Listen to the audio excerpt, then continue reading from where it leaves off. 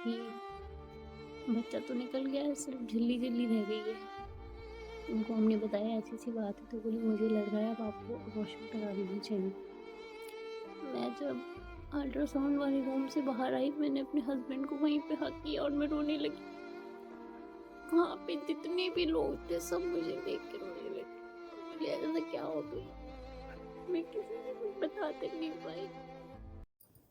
Hello everyone, तो आज मैं आपको बताना चाहती हूँ मेरी पीसीओएस की जर्नी स्टार्टिंग से एंड तक कैसी रही। मेरी ये जर्नी काफ़ी डिफ़िकल्ट रही एक्चुअली स्टार्टिंग से ही, क्योंकि मुझे ना एक्चुअली पीएमएस जो स्टार्ट हुए मेरे, वो मेरे काफ़ी लेट स्टार्ट हुए। मेरे हाई स्कूल में, मुझे याद है हाई स्कूल में हुए, उसके बाद 1-2 साल तक ऐसे हुए जैसे 6 मंथ के गैप पे होते रहे। वो काफ़ी डिफ़िकल्ट फ़ेज़ था, बट उस टाइम पे मुझे इतनी नॉलेज नहीं थी। मैं सोचती थी चलो ठीक है, हो रहा है होने दो, पेन बहुत ज़्यादा होता था मुझे, तो मैं इस वज़ह से थोड़ा-सा इग्नोर भी करती थी पीएमएस को। और बहुत ज़्यादा मतलब तबीयत ख़राब हो जाती थी, उस टाइम पे तो स्कूल टाइम में थे, तो छुट्टी लेनी पड़ती थी मुझे स्कूल की भी। एंड ऐसे चलते मैंने 2016 में अपनी जॉब जॉइन की। इंटर क्रॉस करने के बाद मैंने जॉब जॉइन करी। उस टाइम पे भी मेरे को ऐसे ही कभी 2-3 महीने के गैप से हो रहे हैं, कभी तो ढाई महीने के गैप से, या कभी-कभी 6-7 महीने तक तो सही चलता था, 2-4 दिन बढ़ के ही आते थे। उसके बाद कभी-कभी बिल्कुल सही चलते थे, कभी-कभी तो डेट टू डेट भी आए। तो डेट टू डेट मेरे शादी से ठीक 3 महीने पहले मुझे ऐसे हुए कि 28 से 28, 28 से 28, 28 से 28, ऐसे 3 महीने तक मेरी शादी से पहले चलती रहे, तो मैं खुश हूँ। वो उस टाइम पे तो एक्चुअली ठीक हो गए थे, बट मेरी शादी थी 27 जनवरी की 2023, और पीरियड्स मेरे चल रहे थे 28-28 से, तो 27 की मेरी शादी हुई। और फिर 28 की मॉर्निंग में विदाई होके आ गई। उसके बाद 1-2 दिन बाद जब हम फिज़िकल रिलेशन में आए, उसी के बाद से मेरी साइकिल डिस्टर्ब हो गई। और आप यकीन नहीं मानेंगे, फर्स्ट पीरियड मुझे शादी के ठीक 3 महीने बाद हुए। शादी हुई 27 जनवरी को, उससे पहले 28 दिसंबर को पीरियड आए थे। बट उसके बाद मेरे को 28 दिसंबर के बाद सीधे आए हैं 18 मार्च को। इतना लंबा गैप। मैं उससे पहले 2-3 महीने तक मैं ये सोचती थी ऐसा तो नहीं कि फर्स्ट टाइम में ही कंसीव हो गया। मैं तो सोच रही थी कि अभी इतनी जल्दी तो नहीं चाहिए, बट कोई नहीं, हो भी जाएगा तो कोई प्रॉब्लम नहीं है। बट फिर मैं घूमने गई थी। मैं एक्चुअली माता रानी के दर्शन करने गई थी पूर्णागिरि। तो वहाँ जैसे ही मैं बस से उतरी, तो मुझे फ़ील हुआ कि जैसे मेरे पीरियड्स हो गए हैं। फिर हमने होटल वगैरह लिया, वहाँ पे जाके चेक किया तो पीरियड्स हो गए थे। अनफॉर्चुनेटली मैं दर्शन भी नहीं कर पाई। मेरा प्रसाद बोला हुआ है, अभी तक जा नहीं पाई हूँ। पता नहीं माता रानी कब बुलाएँगी। तो ऐसे करते-करते फिर वो शादी के बाद 3 महीने से ही मेरे चलते रहे। अब मेरी शादी को 2 साल होने वाले हैं, बट अभी तक मेरे पीरियड्स ऐसे ही चल रहे थे। तो पीसीओडी के चलते मेरे एक बहुत बड़ा नुकसान भी हुआ। मुझे नहीं पता था, मैं सोच रही थी, हमारे जेठ की शादी होने वाली थी, तो मैंने सोचा कि उनकी शादी अटेंड कर लूँ, उसके बाद मैं अपना ट्रीटमेंट लूँगी किसी अच्छी गायनी से। बट मैं शादी अटेंड करके आई नवंबर में, 29 नवंबर की उनकी शादी थी 2023। मेरी शादी के ठीक 10 महीने बाद ही। तो मैं जब वो शादी अटेंड करके आई, उसके बाद फिर मैं 3 महीने के बाद के पीरियड्स का वेट कर रही थी, क्योंकि मुझे लास्ट 10 दिसंबर को हुए थे।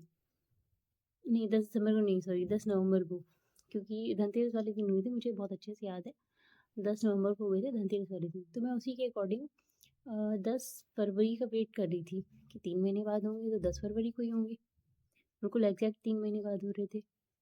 तो फिर मैं वेट ही कर रही थी, उसके बाद हम बीच-बीच में चेक करते रहते थे जब भी पीरियड लेट होते थे। तो उन 3 महीनों में हम 2-3 बार चेक कर लेते थे, बट हर बार टेस्ट नेगेटिव आया, एक बार पॉज़िटिव आ गया। मैं खुश तो बहुत हुई, बट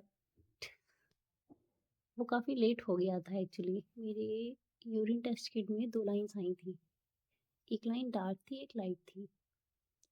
क्योंकि कहते हैं एचसीजी का स्तर जब यूरिन में बढ़ता है तब डार्क लाइन आती है, अदरवाइज़ एक लाइट एक डार्क लाइन आती है।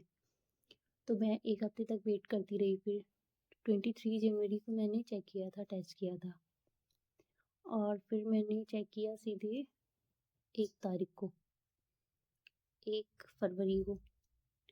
तो फिर 1 फरवरी को जब मैंने ट्राई किया, चेक किया, तो मेरी दोनों लाइन डार्क हो गई। बट अनफॉर्चुनेटली मेरा नुकसान हो चुका था, मुझे पता भी नहीं था। जब पीरियड्स लेट हो रहे थे तो हम भी इतना ज़्यादा वो सीरियस नहीं थे कि जब पीरियड्स इतने लेट हो रहे हैं तो कंसीव कैसे हो सकता है। बट उस टाइम पे कंसीव हो गया था, हमें नहीं पता था, हम कोई प्रिकॉशन नहीं ले रहे थे। मैं अपना उछल कूद भी करती रही, शादी में भी बहुत एंजॉय किया और बाकी घर के भी काम करने में मैं पीछे नहीं हटती हूँ। तो मैं सारे काम मेरी जैसे जो भी एक्टिविटी चल रही थी मैं वो करती रही। फिर जिस दिन हम डॉक्टर को दिखाने जाने वाले थे 2 फरवरी को, और मैंने सुबह 1 तारीख को चेक किया था दोबारा से, जब 2 लाइन डार्क हो गई थी। मैं बहुत खुश थी दिन से। मेरी कैट आ गई, सॉरी। तो मैं दिन में बहुत खुश थी कि कल हाँ डॉक्टर के यहाँ जाएंगे, कंफर्म हो जाएगा और जो भी टेस्ट वगैरह होंगे मेडिसिन चालू हो जाएंगी। अब मुझे रात से ब्राउन डिस्चार्ज आने लगा। तो फिर हम लोग नेक्स्ट मॉर्निंग गए, मैंने उनको बोला, मैंने कहा मैम ऐसी ऐसी बात है, मेरी पीरियड्स 3 महीने से चल रहे थे शादी के बाद से, हार्मोन्स डिस्टर्ब हो गए, मेरी साइकिल बहुत इम्बैलेंस हो गई। तो उन्होंने बोला कि अब आपको जब पता ही नहीं था तो आपने कोई प्रिकॉशन तो ली नहीं होगी। हमने कहा नहीं, हमने बिल्कुल भी नहीं ली, क्योंकि हमें पता ही नहीं था उस चीज़ का। बट फिर हमने कहा आप अल्ट्रासाउंड करवा दीजिए, क्योंकि हमें नहीं पता कि ये प्रेगनेंसी कितने दिन की है। और मैं बस एक होप में थी कि बस ये जो उन्होंने बोला कि brown discharge is not good sign, ये मिसकैरेज भी हो सकता है आपका। आई वॉज शॉक्ड कि शादी के लगभग 1 साल बाद मुझे वो हैप्पीनेस मिलने वाली थी। फिर उन्होंने मुझे बोला कि अगर आपको ब्राउन डिस्चार्ज अब आ रहा है तो आप कोई भी काम मत करिए, ज़्यादा जीने मत चढ़िए, आप बेड रेस्ट पे रहिए। हम गए, दवाई वगैरह ली, अल्ट्रासाउंड करा के आए। शाम को फिर हम गए डॉक्टर को दिखाने अपनी रिपोर्ट्स। तो उसमें बेबी हार्ट बीट नहीं आई थी और प्रेगनेंसी मेरी उस टाइम पे हो गई थी 5 वीक 1 डे की। तो कई लोगों ने बोला कि इतनी जल्दी हार्ट बीट वैसे भी नहीं आती है। ब्लड जो ब्लीडिंग मेरे को हो रही थी, पहले तो वो सिर्फ ब्राउन डिस्चार्ज हो रहा था, बट फिर वो प्रॉपर ब्लीडिंग होने लगी, जैसे कि हमारे पीरियड्स में होती है। मैं बस दिन रात प्रे करती रहती थी कि मेरा बेबी अच्छे से हो जाए, मेरे से जो हो सकेगा मैं वो करूँगी उसके लिए। अब ऐसे चलते मैं 1 हफ्ते तक बेड रेस्ट पे रही। 2 तारीख से, उसी दिन से मैं फिर बेड रेस्ट पे आ गई थी, 2 फरवरी से ही, जब मुझे डॉक्टर ने बेड रेस्ट का बोला। लेकिन साथ जो लोगों को वीकली इंजेक्शन लगते थे, मुझे डेली लग रहे थे, कभी लेफ्ट साइड कमर में, कभी राइट साइड कमर में। और इतना पेन होता था मुझे, इतने मेरे निशान पड़ गए थे, कई बार तो खून भी निकल आया था। इतनी ज़्यादा मेडिसिन, मेरी इतनी हालत ख़राब हो गई थी, इतनी वीकनेस आ गई थी मुझे उस टाइम पे। बट मेरे घर वालों ने खैर बहुत अच्छे से मेरा ख्याल रखा उस टाइम पे। मेरी मदर इन लॉ ने मुझे बिल्कुल ऐसे ही संभाला जैसे मैं ही एक छोटा बच्चा हूँ।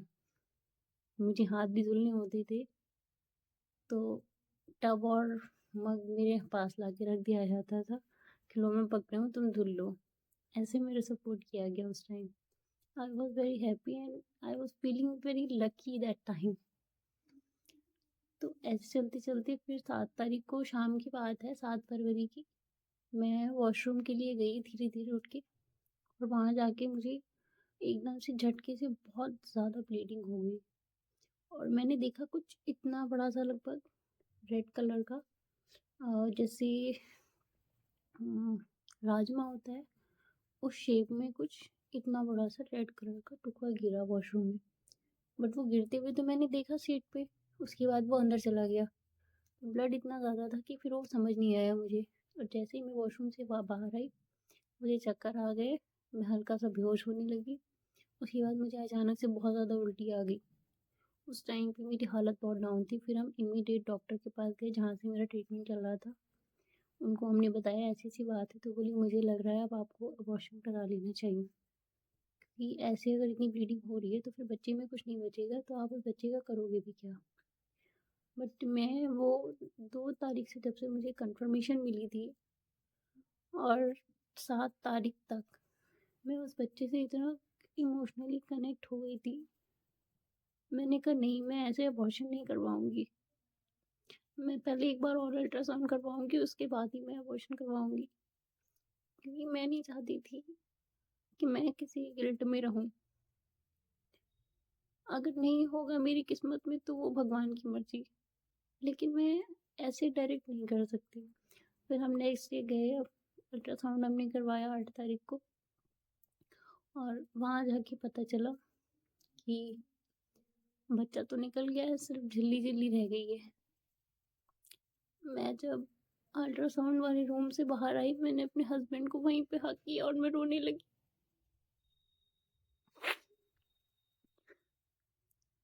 वहाँ पे जितने भी लोग थे सब मुझे देख के रोने लगे। बोले ऐसा क्या हो गया? मैं किसी से कुछ बता तक नहीं पाई।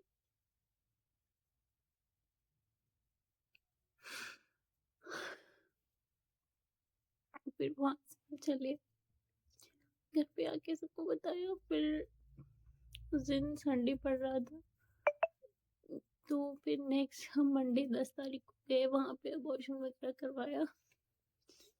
उसके बाद जो मेरी हालत थी, इतनी वीकनेस, और 10 फरवरी 2024 से लेके आज तक हम, उसके बाद हमने 6 महीने का गैप रखा। हमने बिल्कुल भी वो नहीं किया कि हाँ अब हम प्रेगनेंसी के लिए ट्राई करेंगे। 1 डेढ़ महीने तक तो हम फिजिकल में भी नहीं आए। फिर हमने बाद में 6 महीने बाद लगभग प्रेगनेंसी के लिए ट्राई करना शुरू किया, and I am still trying to conceive, but अभी शायद भगवान की मर्जी नहीं है।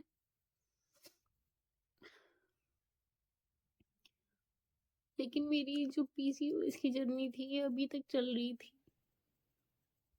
इसका भी मैं एक प्रॉपर वीडियो बना के डालूंगी। अगर आपको पीसीओएस है तो आप उसका ट्रीटमेंट कराएं, वरना मेरी तरह आपका भी बहुत बड़ा नुकसान हो सकता है, खासकर जिनका पहला बेबी है। नेक्स्ट वीडियो में मैं आपको बताऊंगी कि मैंने अपना पीसीओएस 1 महीने में कैसे ठीक किया। आप मेरा वो वीडियो भी ज़रूर देखिएगा, मेरा ये वीडियो भी पूरा ज़रूर देखिएगा। मैं आपको बहुत अच्छी इन्फॉर्मेशन दूंगी। मैं नहीं चाहती जो मेरे साथ हुआ है वो किसी और के साथ भी हो। आज भी मेरे जानने में जो लोग हैं, मैं उनसे पूछती रहती हूँ कि अगर आपको कंसीव करने में कोई दिक्कत हो, या आपको पीसीओडी या पीसीओएस है, तो मैं उसका ट्रीटमेंट बता सकती हूँ, क्योंकि मैंने खुद अपना ठीक किया है सिर्फ 1 महीने में। मैंने डॉक्टर के यहाँ से ट्रीटमेंट कराए बट वो ठीक नहीं हुए, बट मैंने खुद अपना पीसीओएस ठीक किया है सिर्फ 1 महीने में, और तब से मेरी साइकिल बहुत अच्छी चल रही है। और भगवान ने चाहा तो अब कुछ दिन में, मे बी, जब भगवान की मर्जी होगी, मैं भी कंसीव कर लूँ। मिलते हैं नेक्स्ट ब्लॉग में। आप लोग प्लीज़, मेरा रिक्वेस्ट है, ये मेरा वीडियो पूरा जरूर देखिएगा। आपको बहुत अच्छी जानकारी मिलेगी इस चैनल पे, इस वीडियो में, आने वाले और वीडियोस में।